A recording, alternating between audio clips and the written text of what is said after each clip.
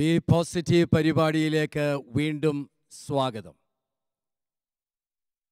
വ്യക്തിപരമായ ജീവിതത്തിലും കുടുംബ ജീവിതത്തിലും സമൂഹത്തിലും ഉണ്ടാകുന്ന വിവിധ പ്രശ്നങ്ങൾ അതെങ്ങനെ നമ്മളെ ബാധിക്കുന്നു, അതെങ്ങനെ നമുക്ക് കൈകാര്യം ചെയ്യുവാൻ സാധിക്കും, ഈ വിഷയങ്ങളാണല്ലോ ബി പോസിറ്റീവിലൂടെ കഴിഞ്ഞ നാളുകളിലായി നമ്മൾ ചർച്ച ചെയ്തുകൊണ്ടിരുന്നത്. ഇന്ന് ചർച്ചയ്ക്കെടുക്കണമെന്ന് ആഗ്രഹിക്കുന്നത് ഒരു കുടുംബത്തിലുണ്ടാകുന്ന ചില ബുദ്ധിമുട്ടുകൾ, വിഷമതകൾ അതെങ്ങനെ കുടുംബത്തെ മൊത്തമായി ബാധിക്കുന്നു എന്നുള്ള വിഷയത്തെ അധികരിച്ചുകൊണ്ടാണ്. ഇന്നത്തെ ഈ ചർച്ചയിൽ പങ്കെടുക്കുവാൻ വന്നിരിക്കുന്ന ഏവരെയും വളരെ സന്തോഷത്തോടുകൂടെ സ്വാഗതം ചെയ്യുന്നു. ഫാമിലി അഥവാ കുടുംബം എന്ന് പറയുന്നത് ഒരു സിസ്റ്റമാണ്. സിസ്റ്റം എന്ന് പറഞ്ഞാൽ കുറച്ചു പേര് ഒന്നിച്ച് താമസിക്കുന്ന ഒരു സ്ഥലം എന്നല്ല അതിൻ്റെ അർത്ഥം. അവിടെ താമസിക്കുന്നവർ തമ്മിൽ പ്രവേശിച്ചിരിക്കുന്ന ഒരു പ്രത്യേക ബന്ധം, ആ ബന്ധമാണ് ഈ സിസ്റ്റത്തെ സിസ്റ്റമാക്കി മാറ്റുന്നത്. അഥവാ ഫാമിലി ഒരു സിസ്റ്റമാണെന്ന് പറയുമ്പോൾ ഫാമിലിയിൽ ഉൾപ്പെട്ടിരിക്കുന്ന അംഗങ്ങൾ ഒരു പ്രത്യേക ബന്ധത്തിലേക്ക് പ്രവേശിച്ചിരിക്കുന്നു എന്നുള്ളതാണ്. ഈ സിസ്റ്റത്തിൽ ആർക്കെങ്കിലും എന്തെങ്കിലും തകരാറുകൾ ഉണ്ടായാൽ ആ വ്യക്തിക്ക് മാത്രമല്ല അത് ബാധിക്കപ്പെടുന്നത്, ഈ സിസ്റ്റത്തെ മൊത്തം അത് ബാധിക്കും.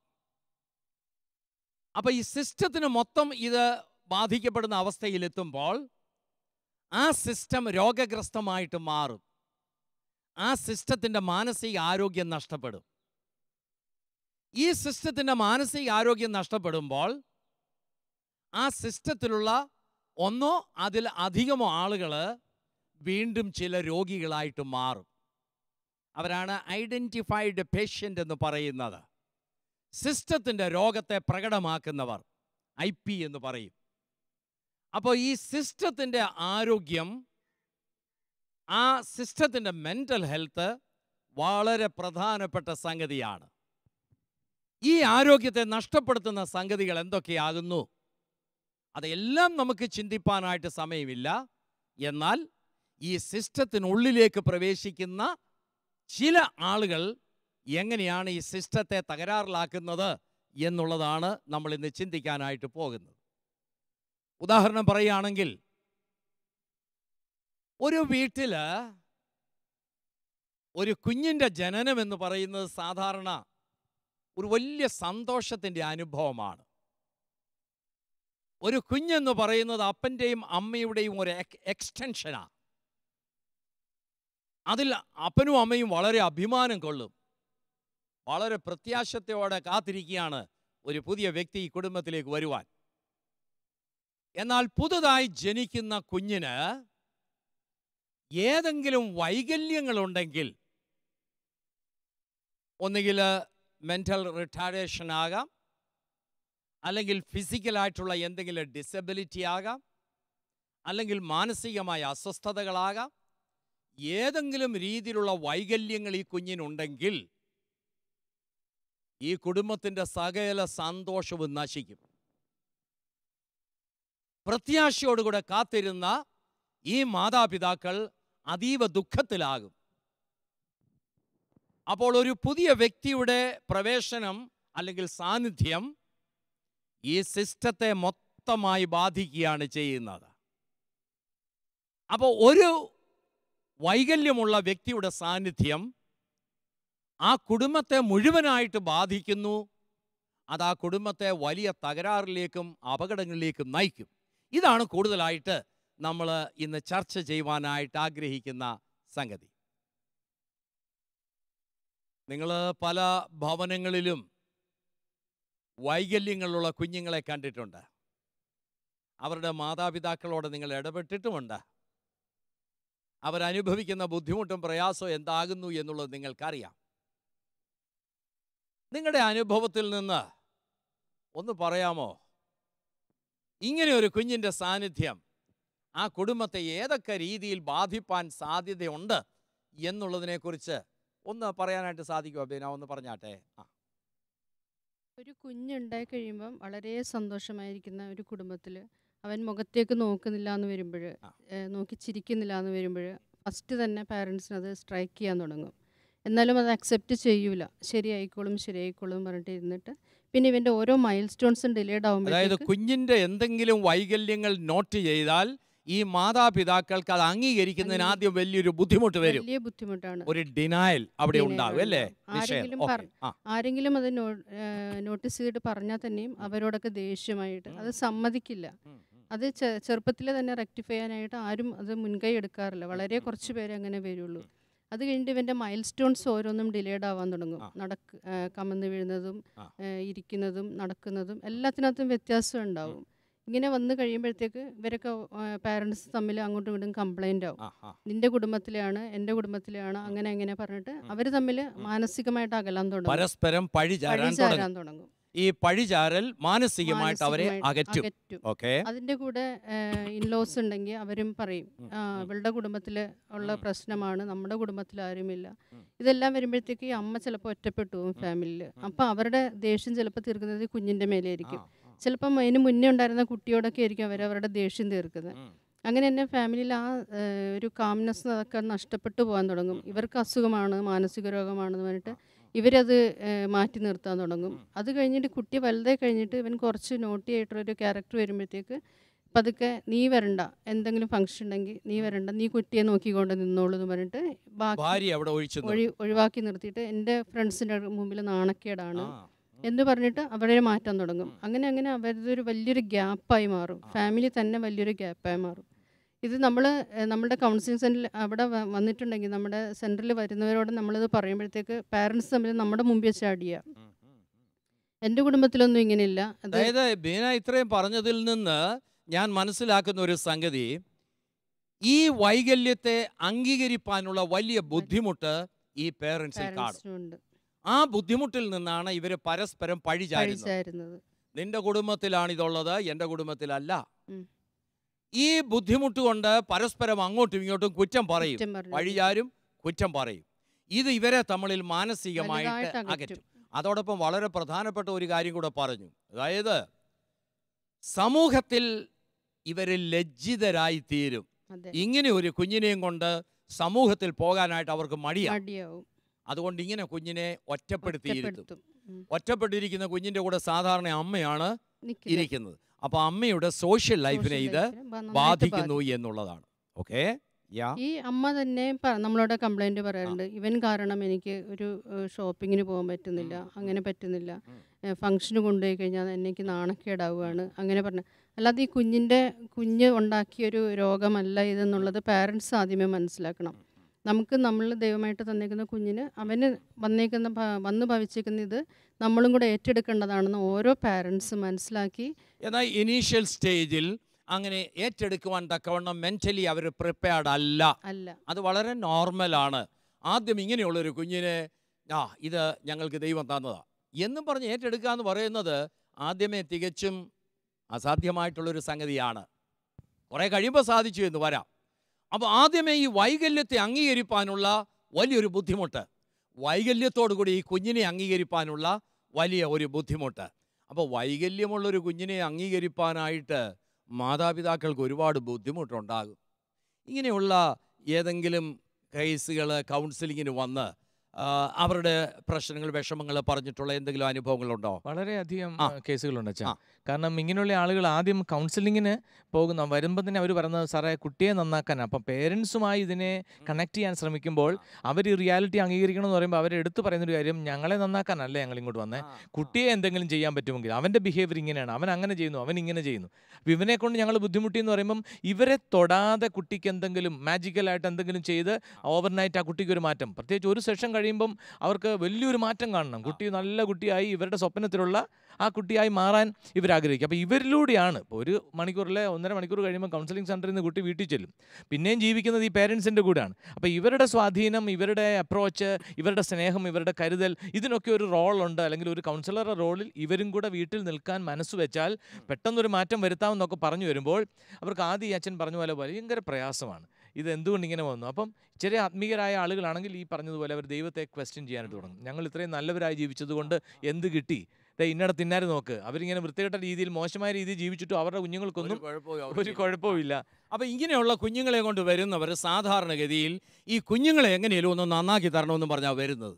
പക്ഷേ ഇവിടെ നന്നാകേണ്ടത് മാതാപിതാക്കളാകുന്നു എന്നുള്ളത് അവർക്ക് ബോധ്യം വരുത്തി കൊടുക്കാനായിട്ട് കൗൺസിലർ ശ്രമിച്ചാലും ആദ്യം അത് അംഗീകരിക്കാനായിട്ട് അവർക്ക് വലിയ ബുദ്ധിമുട്ടുള്ള സംഗതിയാണ്. ഇവിടെ നമ്മൾ മനസ്സിലാക്കേണ്ട ഒരു സംഗതി, കുഞ്ഞുങ്ങൾ നന്നാകണം, അതിനകത്ത് സംശയമില്ല. എന്നാൽ അവർ നന്നാകണമെങ്കിൽ മാതാപിതാക്കളുടെ മനോഭാവങ്ങളിലുള്ള മാറ്റമുണ്ടാകണം. കുഞ്ഞുങ്ങളെ അംഗീകരിക്കാൻ തക്കണം അവരെ കൊണ്ട് സാധിക്കണം. അതാണ് കൗൺസിലിങ്ങിലൂടെയും മറ്റുമൊക്കെ നമുക്ക് ഹെൽപ്പ് ചെയ്യാനായിട്ട് സാധിക്കുന്ന ഒരു രംഗം. ഇവിടെ റെജി മറ്റൊരു കാര്യം, പ്രധാനപ്പെട്ട ഒരു കാര്യം പറഞ്ഞു. ഇങ്ങനെ ഒരു കുഞ്ഞുണ്ടായി കഴിയുമ്പോൾ ആരെയൊക്കെ കുറ്റം പറയാമെന്നുള്ളതാണ് സാധാരണഗതിയിൽ നമ്മൾ നോക്കുന്നത്. ഉത്തരവാദിത്വം സ്വയം ഏറ്റെടുക്കാനായിട്ട് സാധിക്കുന്നില്ല എന്നുള്ളതിൻ്റെ ഒരു അടയാളമാണ്. നിൻ്റെ വീട്ടുകാരുടെ കുഴപ്പമാണ് എന്ന് പറഞ്ഞ് ഭാര്യയെ കുറ്റം പറയും, അല്ലെങ്കിൽ ഭാര്യ ഭർത്താവിനെ കുറ്റം പറയും. മറ്റൊരാളെ പൊതുവായിട്ട് കുറ്റം പറയാനുള്ളത് ദൈവമാണ്. ആ ദൈവത്തെ കുറ്റം പറയും. ഞാൻ ഇത്രയും നല്ലവനായിട്ട് ജീവിച്ചിട്ട് ഇങ്ങനെയുള്ളൊരു കുഞ്ഞിനെ എനിക്ക് എന്താ ദൈവമേ നീ തന്നത്? ആ ചോദ്യത്തോടൊപ്പം ഒരു വലിയ ദേഷ്യം പുറകിൽ കാണും ദൈവത്തോട്.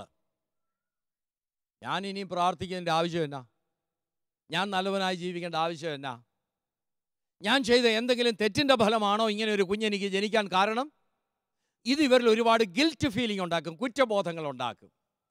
ഈ കുറ്റബോധം ഇവരെവിടെയെങ്കിലും പുറകിലോട്ട് തിരിഞ്ഞ് അവരുടെ എന്തെങ്കിലും ഒരു കുറവ് കണ്ടുപിടിക്കും.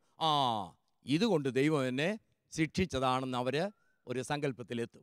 അത് എത്തിക്കഴിഞ്ഞാൽ ജീവിതകാലം മുഴുവനും ആ കുറ്റബോധം കൊണ്ട് ഇവർ കഴിയേണ്ടതായിട്ട് വരും. ഡോക്ടറെ, ഈ കുറ്റബോധം വഹിച്ചുകൊണ്ട് നടക്കുന്ന ഇവർക്ക് ഈ മാനസികമായിട്ട് മറ്റെന്തെങ്കിലും തകരാറുകൾ ഉണ്ടാകാൻ സാധ്യതയുണ്ടോ? എൻ്റെ കുറ്റം കൊണ്ടാണ്, ഞാൻ ചെയ്ത ഇന്ന പാപം കൊണ്ടാണ് ഇങ്ങനെ സംഭവിച്ചത് എന്നുള്ള കുറ്റബോധം ഇവരെ ഏതെങ്കിലും വൈകല്യങ്ങളിലേക്ക് എത്തിക്കാൻ സാധ്യതയുണ്ടോ? ഇതൊരു ഗിൽറ്റ് ഫീലിംഗ്, അത് പിന്നീട് ഡിപ്രഷനിലോട്ട് പോകാൻ സാധ്യതയുണ്ട്. അപ്പോൾ അങ്ങനെയുള്ള സന്ദർഭങ്ങളിൽ അതിനുള്ള ട്രീറ്റ്മെന്റ് പാരന്റ്സിന്, അല്ലെങ്കിൽ ഫാമിലി മെമ്പേഴ്സിന് കൊടുക്കണം. അതായത് ഗിൽറ്റ് കുറേ നാളുകൾ നർച്ചർ ചെയ്താൽ അത് ഡിപ്രഷൻ ആകാനുള്ള സാധ്യതയുണ്ടെന്നാണ് ഡോക്ടർ പറഞ്ഞത്, അല്ലേ? മറ്റൊരു പ്രധാന കാര്യമുള്ളത്, ഇങ്ങനത്തെ കുട്ടികളിൽ ഉണ്ടാകാവുന്ന പല രോഗങ്ങൾ ട്രീറ്റ്മെന്റ് ആവശ്യമുള്ളതായിട്ടുണ്ട്. പല മെന്റലി റിട്ടാർഡഡ് കുട്ടികളാണെന്നുണ്ടെങ്കിൽ ഫിറ്റ്സ്, സീഷർ ഡിസോർഡർ ഉണ്ടാകാനുള്ള സാധ്യത വളരെ കൂടുതലാണ്. ബിഹേവിയർ ചേഞ്ചസ് ഇതെല്ലാം ഉണ്ടാകാം. അപ്പോൾ ആ കാര്യങ്ങളെല്ലാം മെഡിസിൻ കൊണ്ട് ട്രീറ്റ് ചെയ്യേണ്ടതായിട്ട് വരും. അങ്ങനെയാണെങ്കിൽ പാരൻസിൻ്റെ ഒരു പരിധി വരെ ബർഡൻ കുറയ്ക്കാൻ പറ്റും, അവരെ ശുശ്രൂഷിക്കാനുള്ള ഇതുകളും. അപ്പോൾ അതെല്ലാം ചെയ്യേണ്ടി വരും. ഡിപ്രഷനിൽ പോയ ഒരു പേരന്റ് സാധിക്കുമോ ഈ കുഞ്ഞുങ്ങൾ ട്രീറ്റ്മെന്റ് വരാൻ? പറ്റില്ല. അപ്പോൾ അവരും ട്രീറ്റ് ചെയ്യേണ്ട ആവശ്യം വരും. അതെല്ലാം മെഡിസിൻ കൊടുത്തിട്ട് തന്നെ ട്രീറ്റ് ചെയ്യാൻ പറ്റുന്നുള്ളൂ. പക്ഷേ ഇവരെ കുടുംബത്തിൽ അംഗീകരിക്കുക എന്നുള്ളത് നേരത്തെ പറഞ്ഞ അതാണ് ഇതിൽ ഏറ്റവും വലിയ പ്രധാനമായിട്ടുള്ള കാര്യം. അതായത് റിയാലിറ്റി അംഗീകരിക്കാനായിട്ട് സാധിക്കാത്ത ഒരനുഭവത്തിൽ ഇത് ഡിപ്രഷനിലേക്ക് പോകാനുള്ള സാധ്യതയുണ്ട്. കുഞ്ഞിന് വേണ്ട ട്രീറ്റ്മെന്റ് തൽഫലമായിട്ട് കൊടുക്കാൻ സാധിക്കാത്ത ഒരു അനുഭവം അവിടെ ഉണ്ടാകും. ഇത് എന്തോ പറയാൻ ശ്രമിക്കാമല്ലോ, പറഞ്ഞാട്ടെ. ഇതിന്റെ അടുത്ത സ്റ്റേജാണ് ഇവരെ ഏതെങ്കിലും ഒരു മെന്റലി റിട്ടാർഡ് ഹൗസിലേക്ക് ആക്കുക എന്നുള്ളത്. ഈ നമ്മുടെ ഇവിടെ സ്വാഭാവികമായിട്ടും സാധാരണക്കാരുടെ കുടുംബങ്ങളിൽ കൂടുതൽ നമ്മൾ കണ്ടുവരുന്നു. അപ്പോൾ അവർക്കിത് നോക്കാനും ഫിനാൻഷ്യലി പ്രശ്നങ്ങൾ അതൊക്കെ കാരണം ഇവർ സ്വാഭാവികമായിട്ടും ഇങ്ങനത്തെ മെന്റലി റിട്ടാർഡ് ഹൗസിലേക്ക് ഇവരെ കൊണ്ടുവിടുന്നു. ഈ മക്കളെ, ഈ മക്കൾ ഇവരുടെ മക്കളാണ് പലപ്പോഴും. നമ്മൾ പല ഹൗസിലും ശ്രദ്ധിച്ചു കഴിഞ്ഞാൽ ഇവർ അകലെ നിന്നുള്ളവരായിരിക്കും പാരൻസ്. സ്വാഭാവികമായിട്ട് അടുത്തുള്ള സ്ഥലത്തോ അടുത്തുള്ള മെന്റലി റിട്ടായർഡ് ഹൗസിലോ ഈ മക്കളെ കൊണ്ടൊന്നും ആക്കില്ല. എന്നിട്ട് ഈ പാരൻസ് ഇതിനെ അക്സെപ്റ്റ് ചെയ്യാൻ പറ്റാത്ത കാരണം ഇവർക്ക് എത്ര മക്കളുണ്ടെന്ന് ചോദിക്കുമ്പോൾ സ്വാഭാവികമായിട്ടും ഈ കുട്ടിയുടെ പേര് പറയില്ല. അതുമല്ല, ഞങ്ങൾ കഴിഞ്ഞ മാസം 17 ദിവസം ബിജ്നോറിലും ഗോരഖ്പൂറും മിഷൻ സെൻറ്റേഴ്സിലായിരുന്നു. നോർത്ത് ഇന്ത്യയിലുള്ള അനുഭവം എന്ന് പറഞ്ഞു കഴിഞ്ഞാൽ ഇങ്ങനെ എന്തെങ്കിലും ഒരു വൈകല്യമുള്ള കൊച്ചിനെ കിട്ടിക്കഴിഞ്ഞുണ്ടായാൽ അവർ എങ്ങനെയും കൊന്നുകളയോ അല്ലെങ്കിൽ എവിടെയെങ്കിലും കാട്ടിക്കൊണ്ടുവന്നിടുക, അതൊക്കെയാണ് അവരുടെ വിദ്യാഭ്യാസ കുറവും അതൊക്കെ കാരണമാണ് അങ്ങനെ ചെയ്യണത്. അതായത് വൈകല്യമുള്ളൊരു കുഞ്ഞിനെ കുടുംബത്തിൽ അംഗീകരിക്കാനായിട്ടുള്ള ബുദ്ധിമുട്ട് കൊണ്ട് ഇവരെ ഇങ്ങനെയുള്ള ഏതെങ്കിലും ഒരു ഷെൽട്ടർ ഹോമിലാക്കും. ഞങ്ങളുടെ കുഞ്ഞാണെന്ന് പോലും പറയാനായിട്ട് അവർക്ക് ബുദ്ധിമുട്ടുണ്ടാകും. അപ്പോൾ ഈ വീട്ടിലെ നാണക്കേട് മാറ്റാനായിട്ട് ഈ കുഞ്ഞിനെ കൊണ്ട് എവിടെയെങ്കിലും തള്ളും അവർ. ഇതിനോടുള്ള നിങ്ങളുടെ ഒരു അപ്രോച്ച് എന്നാ? നിങ്ങളുടെ ഒരു അഭിപ്രായം പറയും. യെസ്,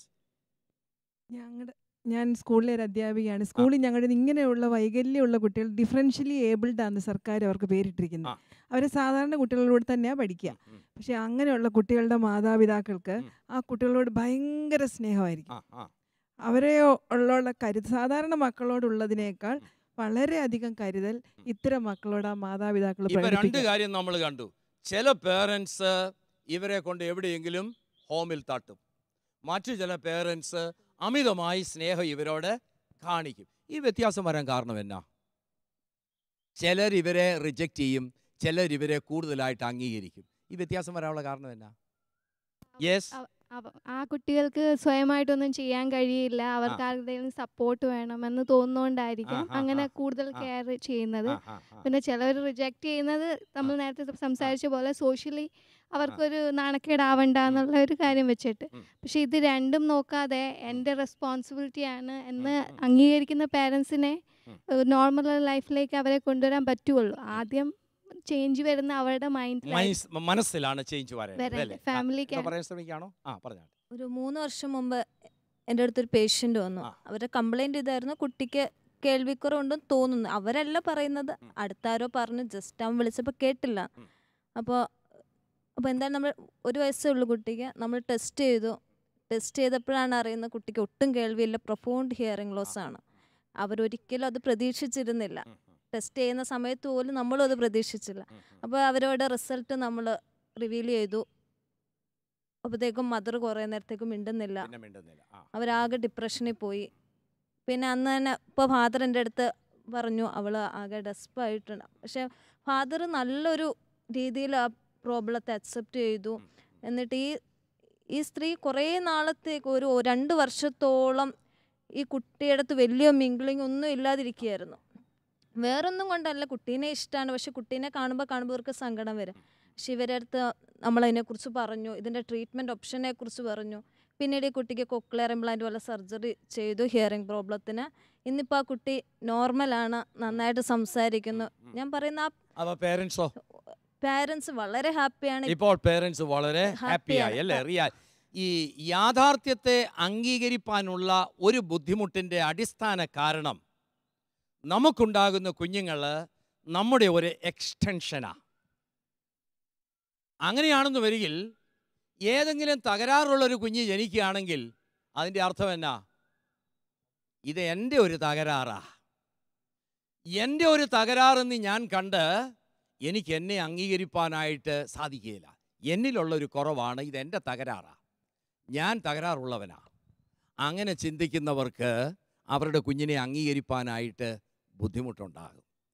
അപ്പം ഞാൻ എൻ്റെ കുഞ്ഞിനെ അംഗീകരിക്കണമെങ്കിൽ ഈ തകരാറിലേക്ക് നോക്കിയിരുന്നാൽ ഒക്കത്തില്ല. ഈ കുഞ്ഞെന്ന വ്യക്തിയിലേക്ക് ഞാൻ നോക്കിയെങ്കിലേ ഒക്കത്തുള്ളൂ. ഇതൊരു യാഥാർത്ഥ്യമായിട്ട് ഞാൻ അംഗീകരിക്കണം. ഇത് എൻ്റെ ഒരു ബലഹീനതയാണ്, എൻ്റെ ഒരു മിസ്റ്റേക്കാണ്, എൻ്റെ ഒരു തകരാറാണ് എന്ന് നമ്മൾ കണ്ടുകൊണ്ടിരുന്നാൽ ആ കുഞ്ഞിനെ നമുക്ക് അംഗീകരിക്കാനായിട്ട് ബുദ്ധിമുട്ട് ഉണ്ടാകും. ഇത് എന്തോ പറയാനായിട്ട് ശ്രമിക്കായിരുന്നല്ലോ, പറഞ്ഞാട്ട്. ഇതിൻ്റെയൊക്കെ ഒരു അടിസ്ഥാനം ദൈവാശ്രയബോധമാണ്. നമ്മൾ ദൈവത്തോട് എത്രത്തോളം കൂറുള്ളവനായിരിക്കുന്നു അത്രത്തോളം നമ്മുടെ കുട്ടി അത്രത്തോളം ദൈവത്തോടും സമൂഹത്തോടും നമ്മുടെ ഈ അവൻ്റെ ആരോഗ്യനിലയും എല്ലാം. ദൈവത്തോട് എനിക്ക് കൂറില്ലാത്തത് കൊണ്ടാണോ എനിക്ക് ഡിസേബിൾഡ് ആയിട്ടുള്ളൊരു കുഞ്ഞുണ്ടാകുന്നേ? അതല്ല, ദൈവത്തോട് കൂറുണ്ടാവുമായിരിക്കും, എന്നാലും നമ്മളിൽ എവിടെയൊക്കെയോ നമ്മൾ ദൈവത്തിൽ നിന്ന് അകന്നിട്ടുണ്ട്. അപ്പൊ അതിന്റെ ഒരു ശിക്ഷ ഇത് ശിക്ഷയല്ല, പിന്നെ നമ്മളുടെ ജീവിതം എവിടെ തുടങ്ങുന്നു എവിടെ അവസാനിക്കുന്നു എല്ലാം കർത്താവ് ദൈവം നിശ്ചയിച്ചിരിക്കുന്നു. അപ്പൊ മുൻകൂട്ടി നിശ്ചയിച്ചതാണ് ഇവനെ ഇങ്ങനെ ഡിസേബിൾഡ് ആയിട്ട് ജനിക്കണമെന്ന്. നമ്മുടെ ആത്മാവ് എവിടെ ചെല്ലുന്നു അടിസ്ഥാനപ്പെടുത്തി. അതായത് ഇദ്ദേഹം പറയുന്നത് നമ്മുടെ കുഞ്ഞുങ്ങള് ജനിക്കുന്നത് ദൈവം മുൻകൂട്ടി നിശ്ചയിച്ചതാണ്. അവൻ ആരോഗ്യമുള്ളവനായി ജനിക്കണോ ഡിസേബിൾഡ് ആയിട്ട് ജനിക്കണോ എന്നുള്ളത്. ഇൻ റിയാലിറ്റി ഈ പല കുട്ടികളുടെയും അസുഖങ്ങൾ അവരുടെ ജീൻസിലുണ്ടാകുന്ന ഡിഫക്റ്റീവ് ജീൻസ് ഉണ്ടാകുന്നത് കൊണ്ടാണ് ഈ കുട്ടികളൊക്കെ ഇങ്ങനെ ആവുന്നത്. ഒരു വലിയ ശതമാനം കുട്ടികളെയും തക്ക സമയത്ത് ചികിത്സിച്ചാൽ ഒരു വലിയ അളവിൽ രക്ഷപ്പെടുത്താൻ കഴിയും, സാധാരണ ജീവിതത്തിലേക്ക് മടക്കിക്കൊണ്ടുവരാൻ കഴിയും. പക്ഷേ ഈ സമയത്തൊന്നും, അതായത് between 3 and 12 years maximum result കിട്ടാവുന്ന ഒരു പീരീഡിൽ ഈ പേരൻസ് ഇത് അക്സെപ്റ്റ് ചെയ്യാതെ പോകുന്നത് കൊണ്ടാണ് ഒത്തിരി കുട്ടികൾ ഈ സമൂഹത്തിൽ ഡിഫറൻ്റ്ലി ഏബിൾഡായിട്ട് എക്സിസ്റ്റ് ചെയ്യുന്നത്. സത്യത്തിൽ ഇൻ ടൈമിൽ ഇവർ ഇൻ്റർവെൻഷന് പോയാൽ നിശ്ചയമായും ഈ കുട്ടികൾക്ക് വലിയൊരളവിൽ മാറ്റമുണ്ടാക്കാനായിട്ട് സാധിക്കുമെന്ന്. ഈ എല്ലാം ജനറ്റിക്കൽ ഫാക്ടറാണ് നമുക്ക് പറയാൻ ഒക്കത്തില്ല. ഡോക്ടറെ ഈ അമിതമായ മരുന്ന് ഗർഭിണിയായ ഒരു സ്ത്രീ കഴിച്ചാൽ അവർക്ക് ജനിക്കുന്ന കുഞ്ഞുങ്ങളിൽ വൈകല്യങ്ങൾ കാണാൻ സാധ്യതയില്ലേ? സാധ്യതയുണ്ട്. ചില മരുന്നുകൾക്ക് അങ്ങനെയുള്ള സൈഡ് എഫക്ട്സ് ഉണ്ട്. ഗർഭിണികൾ കഴിച്ചിട്ടുണ്ടെങ്കിൽ ഉണ്ടാകുന്ന കുട്ടികൾക്ക് അതിന്റെ ചില ദോഷങ്ങൾ. സാധാരണ നിലയ്ക്ക് പ്രഗ്നൻസി പീരീഡിൽ അതെല്ലാം അവോയ്ഡ് ചെയ്യുകയാണ് പതിവ്. എങ്കിലും പറ്റാത്ത സ്റ്റേജുകളിൽ എന്തെന്ന് വെച്ചാൽ മരുന്ന് കഴിച്ചുണ്ടാകുന്ന ഡിഫക്റ്റിനേലും കൂടുതലായിരിക്കാം ഇമോഷണൽ ഡിഫക്ട്സ് കൊണ്ടുണ്ടാകുന്ന ചേഞ്ചസ്. അപ്പം അങ്ങനെയുള്ള സമയങ്ങളിൽ ചിലപ്പോൾ മരുന്നുകൾ കൊടുക്കേണ്ടതായിട്ട് വരും. പക്ഷേ ഇന്നത്തെ സാഹചര്യത്തിൽ ഗർഭസ്ഥ ശിശുവിൻ്റെ അബ്നോർമാലിറ്റീസ് കുറേ ഒരു പരിധി വരെയൊക്കെ മുൻപേ കണ്ടെത്താൻ സാധിക്കും. പലതും ആ സമയത്ത് കറക്റ്റ് ചെയ്യാനും പറ്റുന്ന ടെക്നോളജി ഇന്ന് അവൈലബിൾ ആണ്. ഈ വൈകാരികമായിട്ടുള്ള അസ്വസ്ഥതകൾ അമ്മയുടെ ഉണ്ടാകുന്ന അല്ലെങ്കിൽ ഗർഭിണിയായിരിക്കുന്ന ഈ സ്ത്രീയിൽ വൈകാരികമായ അസ്വസ്ഥതകൾ ഉണ്ടാകുമ്പോൾ അത് ജനിക്കാൻ പോകുന്ന കുഞ്ഞിനെ ഏതെങ്കിലും രീതിയിൽ ബാധിക്കുമോ? വൈകാരികമായ അസ്വസ്ഥതകൾ നന്നായിട്ട് ബാധിക്കാറുണ്ട്. അങ്ങനെ ഉണ്ടായിരിക്കുന്ന കുട്ടികൾ, ഓട്ടിസ്റ്റിക് ആയിട്ടുള്ള ഒത്തിരി പിള്ളേർ നമ്മൾ അസസ്മെൻ്റ് എടുക്കുമ്പം കുറേ പ്രാവശ്യം ചോദിച്ചു കഴിയുമ്പോഴേക്കും ഇവർ റിവീൽ ചെയ്യുന്നത്, ഞാനിങ്ങനെ 3rd month ആയിരുന്നപ്പോഴത്തേക്ക് നമുക്കിങ്ങനൊരു ആക്സിഡൻ്റ് ഉണ്ടായി, അല്ലെങ്കിൽ ഒരു നഷ്ടം ലൈഫിലുണ്ടായി, അല്ലെങ്കിൽ ഫാക്ടറി കത്തിപ്പോയി, അങ്ങനെ ഉണ്ടായിരുന്ന ആ സ്ട്രെസ് ട്രോമ കൊണ്ടിട്ട് ഇവർക്ക് അത് നന്നായിട്ട് റിഫ്ലക്റ്റ് ചെയ്യാറുണ്ട് കുഞ്ഞുങ്ങളിനകത്ത്. ഹൈപ്പർ ആക്ടിവിറ്റി ഉള്ള പിള്ളേരും ഓട്ടിസ്റ്റിക് ആയിട്ടുള്ള പിള്ളേരും.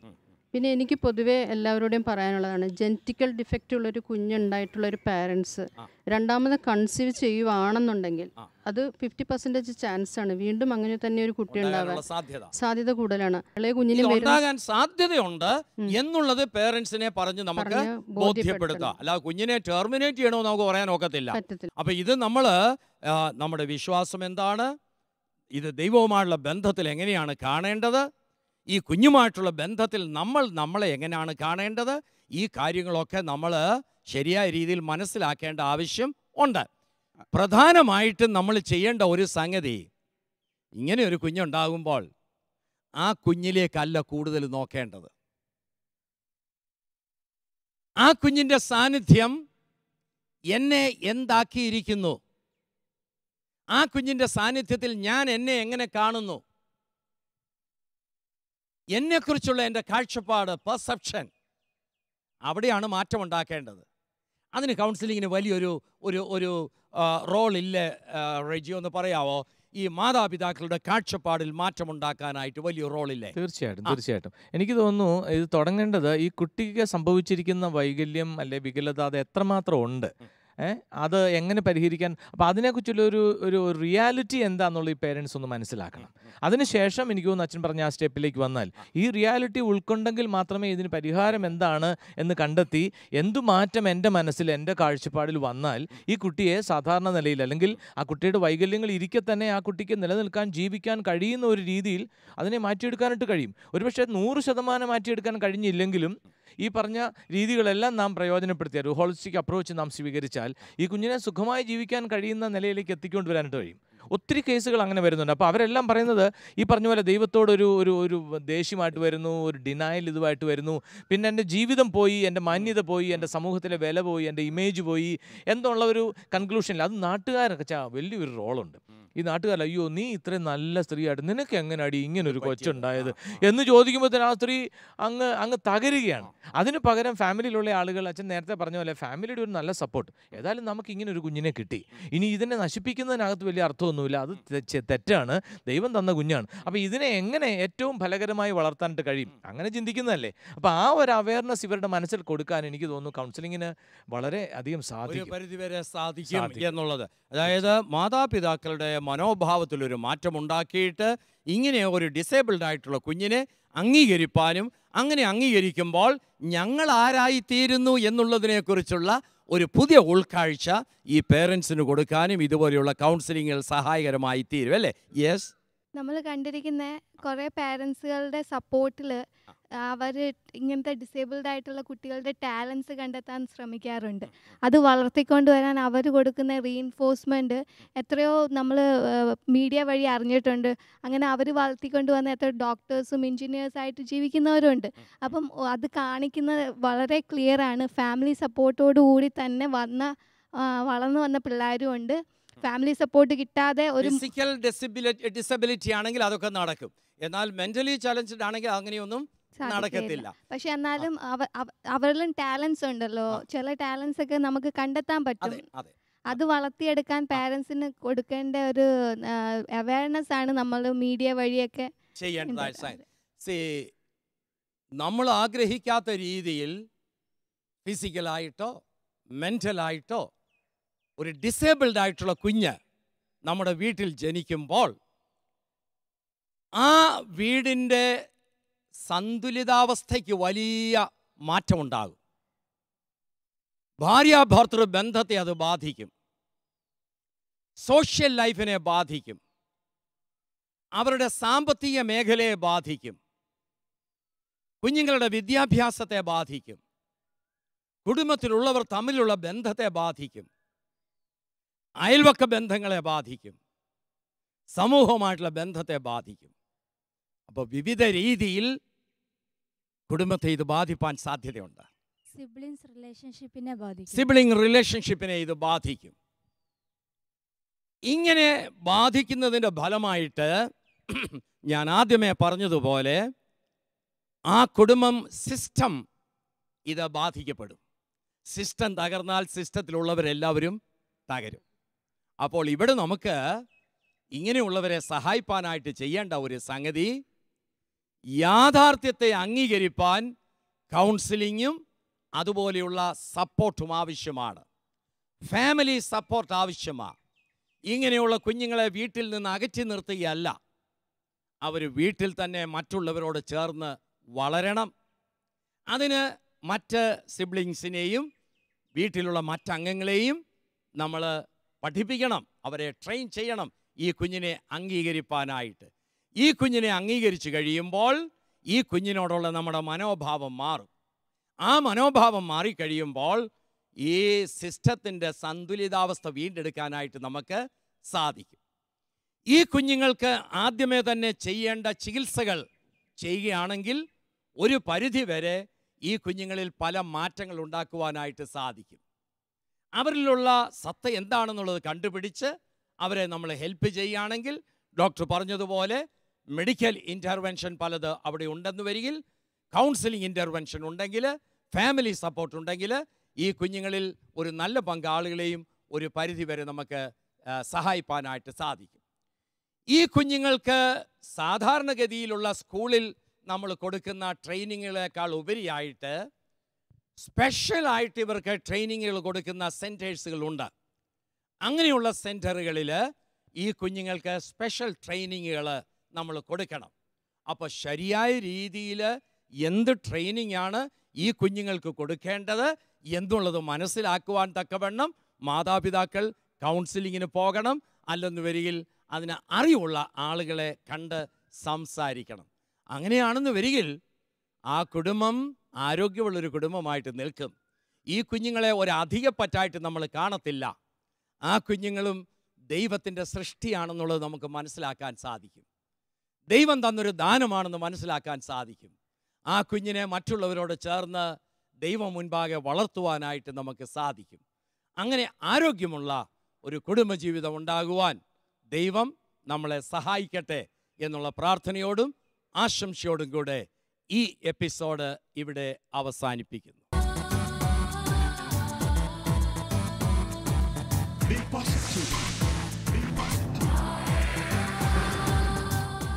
ഈ എപ്പിസോഡിൽ ചർച്ച ചെയ്ത വിഷയങ്ങൾ നിങ്ങൾക്ക് പ്രയോജനപ്രദമായി തീർന്നുവെങ്കിൽ നിങ്ങളുടെ അഭിപ്രായങ്ങൾ ഞങ്ങളെ എഴുതി അറിയിക്കേണ്ടുന്ന വിലാസം: the producer, B positive, Shalom TV, Peruvannamuzhi, Kozhikode.